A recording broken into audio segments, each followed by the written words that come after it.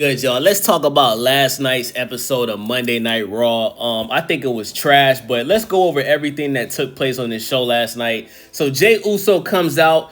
He does the yeet. The fans want him to yeet again, so he's about to do it for a second time, and then he gets interrupted by nobody other than Paul Heyman. Paul Heyman says he can't believe that Jey Uso agreed to team up with Roman Reigns at SummerSlam versus Bron and Bronson. Paul says family always lets you down. Then he asks if Rikishi ever told Jey that he wanted him to be better than him. And if he did, then he's lying. What the fuck was Paul Heyman talking about last night, y'all? This promo that Paul Heyman gave last night is by far the worst promo I've ever seen by Paul Heyman. And Paul Heyman usually gives really good promos, man. But maybe the Detroit crowd, because Detroit is a very rowdy city, you know what I'm saying? Maybe the Detroit crowd last night got the Paul Heyman and he got the shakes, but this promo was awful. You understand what I'm saying? So Paul tells Jey Uso he loves him, right? So we got to call him Paul Diddy Heyman, because why the fuck are you telling Jey Uso that you love him? You understand what I'm saying? Like, free Diddy, by the way. You know what I'm saying? Paul Diddy Heyman. So Paul Heyman yells yeet. Then Jey responds before Paul Heyman is about to leave. And Jey Uso tells Paul that he's going to make him pay for causing him to lose his World Heavyweight title. What he means by this is Bronson Reed tsunami Jey Uso like 3 times in a row, causing him to have a midsection injury during his match with Gunther. And Jey Uso feels like that's why he lost the title.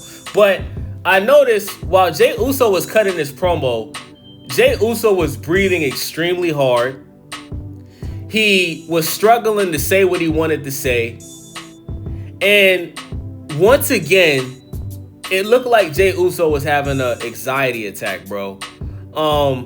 And I'm not going to blame the yeeting on this because, remember, he came out in the crowd.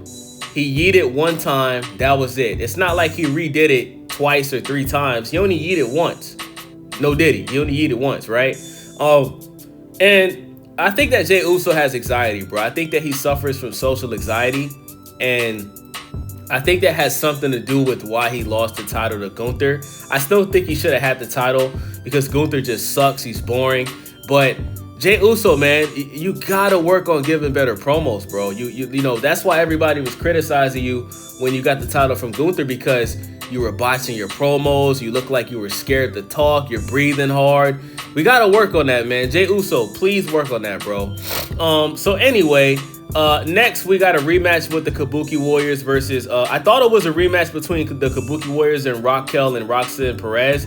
But this actually was like a 16 match, right? Like AJ Styles and Dominic Mysterio was involved in the match as well. So it's like a 2-on-2-on-2 type shit, right? I could care less about this match though, right? Because Triple H, he just continues to book the same recycled matches week after week. How many times are we going to see the Kabuki Warriors versus the Judgment Day? How many times are we going to have to see this? So anyway, Roxanne stops AJ from doing this finisher. AJ still hits the Haley kick. Kyrie does the sick move where AJ, so basically she went on the ropes, ran towards AJ Styles. AJ Styles threw her up in the air outside of the ring and she landed on top of Roxanne, which was sick. This was a nice ass move. I'm not gonna lie, that was the best part of this match. Other than that, everything else was boring. AJ hits his finisher on Dirty Dom and wins the match. And this most likely means that Dirty Dom is going to retain his belt Sunday at SummerSlam, because think about it. If AJ Styles was actually going to get the Intercontinental Championship from Dominic Mysterio, then he would have lost the match last night, right? Like, think about it. That's usually how it goes. So I'm expecting Dirty Dom to retain his belt. Next, we got Sheamus versus Grayson Waller. Rusev interrupts the match, and Grayson still lost. Like, think about this. Rusev distracted Sheamus, and somehow Grayson Waller, who's a jobber, still managed to lose this match. So after Sheamus gets the pinfall, Rusev comes into the ring and beats Sheamus with his ukulele.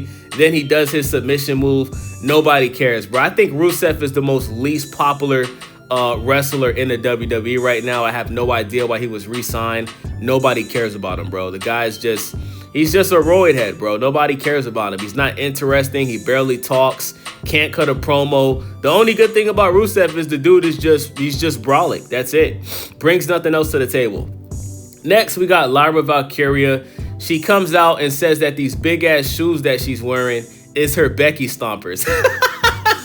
The crowd thought that this was corny, bro. The crowd gave no reaction to when she said this. Actually, the crowd was actually booing Lyra Valkyria because they just weren't interested in her. You know what I'm saying? So she continues giving a boring ass speech, and thank God that Becky Lynch interrupted it. So then Lyra runs to the ropes and kicks Becky, because so Lyra was waiting for Becky to come out. Becky was actually standing outside of the ring, and she was going to try to sneak Becky, but Lyra figured out what was going on, so she ran on the ropes, and she ends up kicking Becky Lynch on her head with her Becky stompers before Becky Lynch was able to sneak attack Lyra.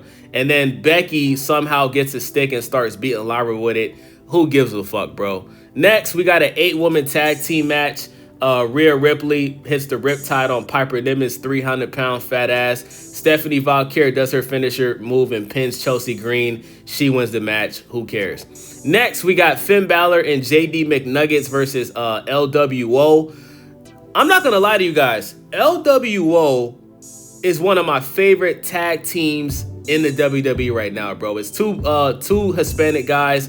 They're very good wrestlers, man. They're doing things that you see shit like Javon Evans. They're doing like Javon Evans type moves, you know, jumping off of the turnbuckle, flipping in the air. Like, these guys are very creative with their moves, and I think that they should be tag team champions very soon. But we all knew that they weren't going to win this match, right? So El Grande Americano, the Ludwig Kaiser, because there's two of them. You got Ludwig Kaiser Americano and you got Chad Gable Americano.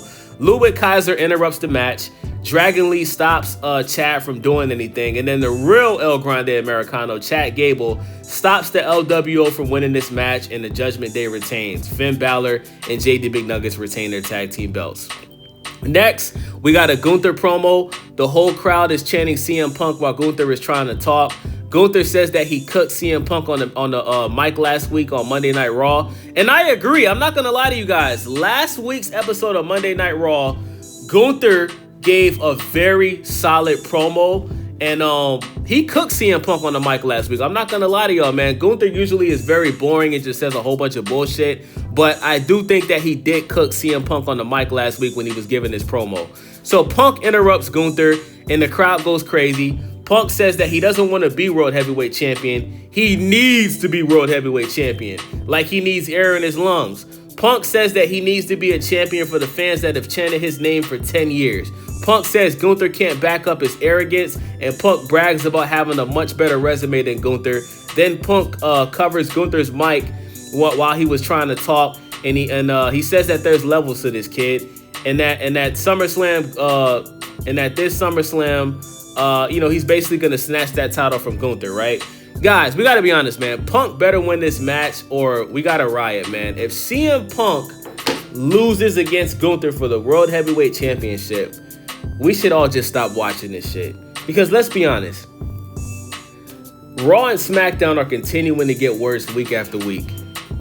Everybody knows that CM Punk would be a better World Heavyweight Champion than Gunther. We seen Randy Orton get robbed of winning the title from Cena, right? We seen CM Punk get robbed of winning the title from Cena.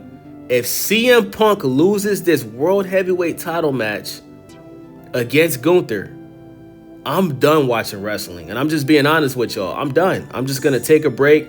And whenever I hear the news that Triple H was fired or he stepped down, I'll start watching again.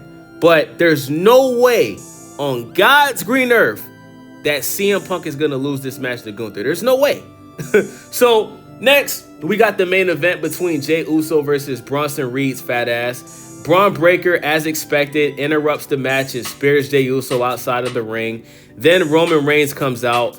Roman Reigns spears Braun out of the ring. He tries to pick up Bronson Reed, but he fails because Bronson Reed is like 300 pounds. He was able to pick him up last week when he first returned, but I guess Roman Reigns' knees buckled when he tried to pick him up this time.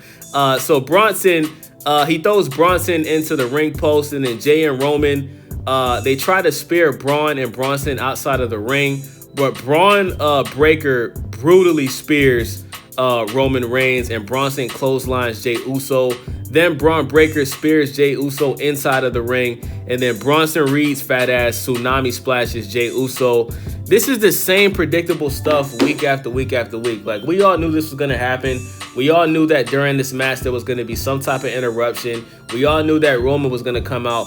I just don't get why we can't get more creative matches and story. I just don't understand, bro. Like, why is it so hard for Triple H to not do the same thing every week? You know? Like, let's be honest, guys. When Roman Reigns came back last week, right? And he helped Jey Uso. Jey Uso came out with him and they were able to beat up Bron and Bronson. We all knew that the following week it was going to be the other way around. We all knew this. Like, this shit is so predictable, bro. Right? Just like last week, we got the Kabuki Warriors versus Roxanne Perez and Raquel or whatever their name is. And we get the same match this week. The only difference is you add AJ Styles and Dirty Dom to the match. It's just so predictable, bro. And it's getting to a point, bro, where, like, I don't know if I could even watch a whole episode of Raw and SmackDown anymore because it's bad, bro. So we'll see how SummerSlam goes this weekend. We still got Friday Night SmackDown. We'll see what happens on SmackDown this week. I'll do a review on that. And hopefully SummerSlam is good, man. Hopefully we can see Jade Cargill take that title from Tiffany Stratton. I'm expecting CM Punk to win the World Heavyweight Championship. I'm also expecting Jacob Fatu to get his United States Championship back from Solo Sikoa. And that's that, man. It's your boy Wavy, Stay Wavy TV. Make sure y'all subscribe, thumbs up the video, leave a comment. Let me know what y'all think about Monday Night Raw. Am I being a negative Nancy? Do you guys think last night's episode of Raw was good? Because I think it was awful. If I was to rate it out of a 10, I would say last night was a 1 out of 10, bro. I don't think there were any good matches last night. I really give it a 0 out of 10. What match last night was actually good? All the matches had interruptions. The only match that was probably decent was the Kabuki Warriors versus the two Judgment Day girls, you know? Only because of that move that Kairi Sane did where AJ Styles threw her up in the air outside of. That was the best part of the whole night last night, and that's sad. So I'm out, man. Let me know what y'all think. I'm out.